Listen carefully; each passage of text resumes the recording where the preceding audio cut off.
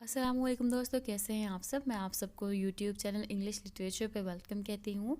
आज जो स्टोरी हम पढ़ने जा रहे हैं वो स्टोरी का नाम है इंटरनेशनल गैलरी, जिसको डोरिस ने लिखा है। डोरिस जो है ये ब्रिटिश राइटर हैं। ये एक नॉवलिस्ट भी थी और शॉर्ट स्टोरी राइटर भी रही हैं। जिन यानरा पर उन्होंने काम किया वो novel, short story, biography, drama, poetry, libretto था।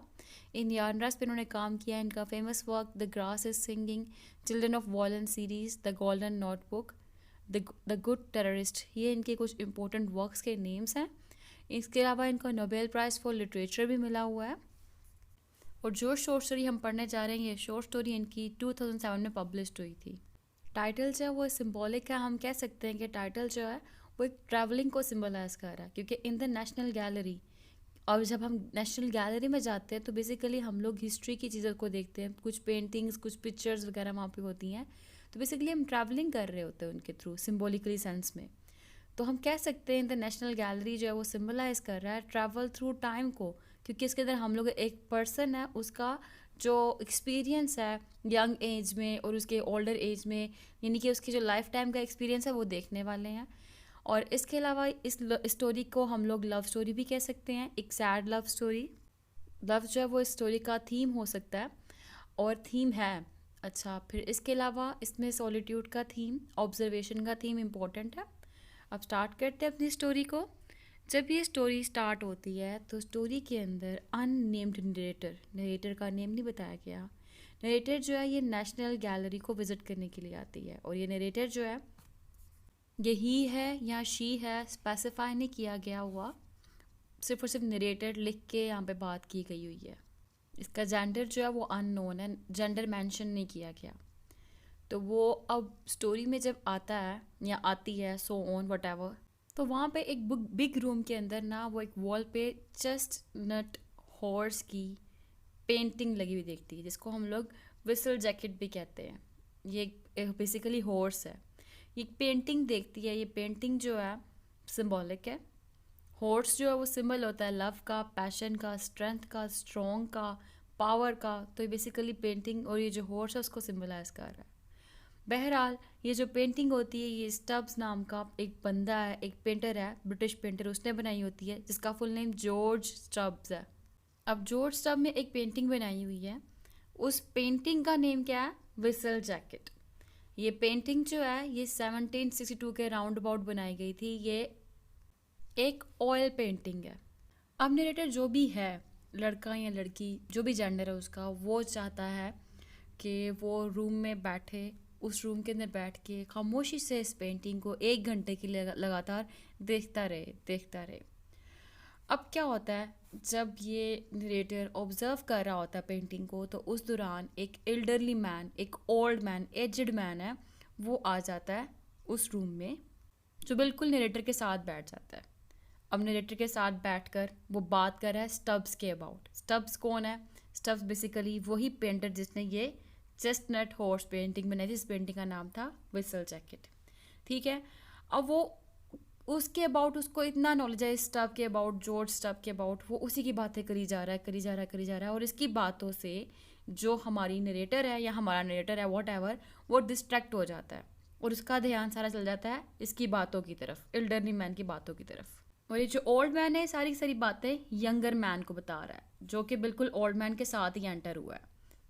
अब ओल्ड मैन को तो जो है वो तो उसको बातें बता रहा होता है यंगर मैन को, लेकिन यंगर मैन ना इंटरेस्टेड नहीं दिखाई देता। बहरहाल वो वहाँ से उठता है और चला जाता है। तो ये चीज़ क्या इंडिकेट कर रही है कि एक पेंटिंग जो एक आर्ट है वो अट्रैक्ट कर रही है एल्डर मैन को, लेकिन यंगर मैन को अट्रैक्ट नहीं कर रही।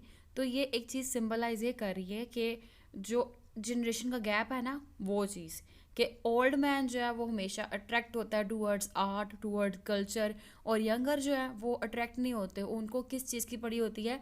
हसल एंड बसल्स की, हरीज एंड वरीज की। जैसा कि आपको पता है मॉडर्न टाइम पीरियड चल रहा है, तो मॉडर्न टाइम पीरियड में क्या हो रहा है, गर्लफ्रेंड बॉयफ्रेंड, अगर इस तरह की बातें हो तो उसमें वो ज़्यादा इंटरेस्ट लेते हैं। तो जनरेशन गैप जो है ना वो इस शॉर्ट स्टोरी का इंपॉर्टेंट थीम है। जैसा कि हम देखेंगे आगे कि इसके बाद क्या होता है। जैसे ये यंगर मैन चला जाता है ना यहाँ से, तो कुछ फ्रेंड्स स्कूल गर्ल्स आती हैं, ठीक है, रूम के अंदर। एल्डर मैन जो है ना वो उनको देखता है।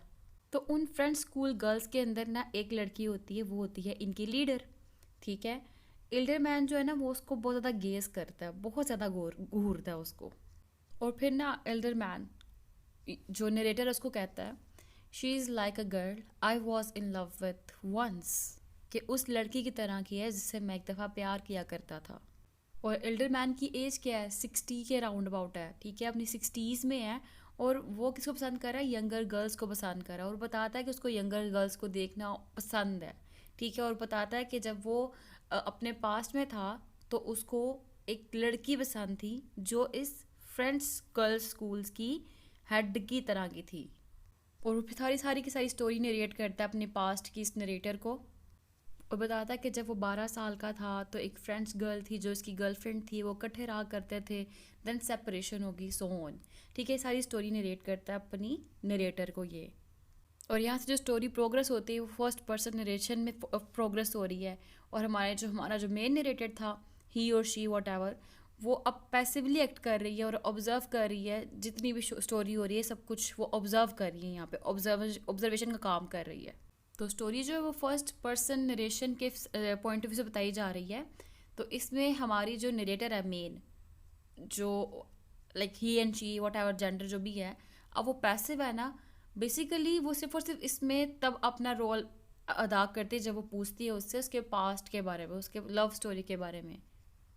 एनी हाउ जब अपनी स्टोरी सुना देता है वो, तो उसके बाद नरेटर जो है, जो भी जेंडर अननोन जेंडर वाली नरेटर, वो देखती है कि ओल्ड मैन जो है वो फॉलो कर रहा है फ्रेंड स्कूल गर्ल्स को, क्योंकि फ्रेंड स्कूल गर्ल्स जो ये गैलरी को लीव करके जा रही हैं और ओल्ड मैन उनको फॉलो कर रहा है।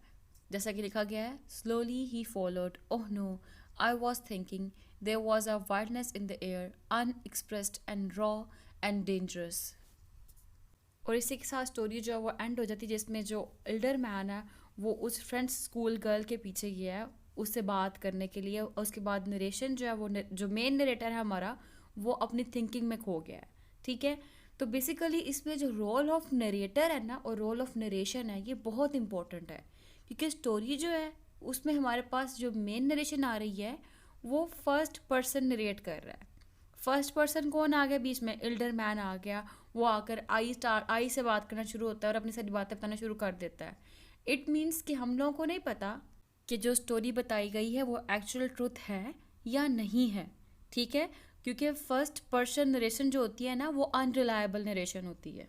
और इसके अलावा जो हमारा मेन नरेटर है जो विजिट करने के लिए आया था म्यूज़ियम को, वो नरेटर जो है वो पैसिव रोल अदा कर रहा है इसके अंदर, ऑब्जर्वेंट का रोल अदा कर रहा है और वो सब कुछ ऑब्जर्व कर रहा है, जो समवेयर सम पॉइंट्स पे कुछ ना कुछ एक्ट किया है, otherwise throughout the story passive ही रोल रहा है, ठीक है। तो यहाँ पे ये स्टोरी हो गई है कंप्लीट। आई होप कि आपको इसकी अंडरस्टैंडिंग हो चुकी होगी। फिर मिलते हैं नेक्स्ट वीडियो।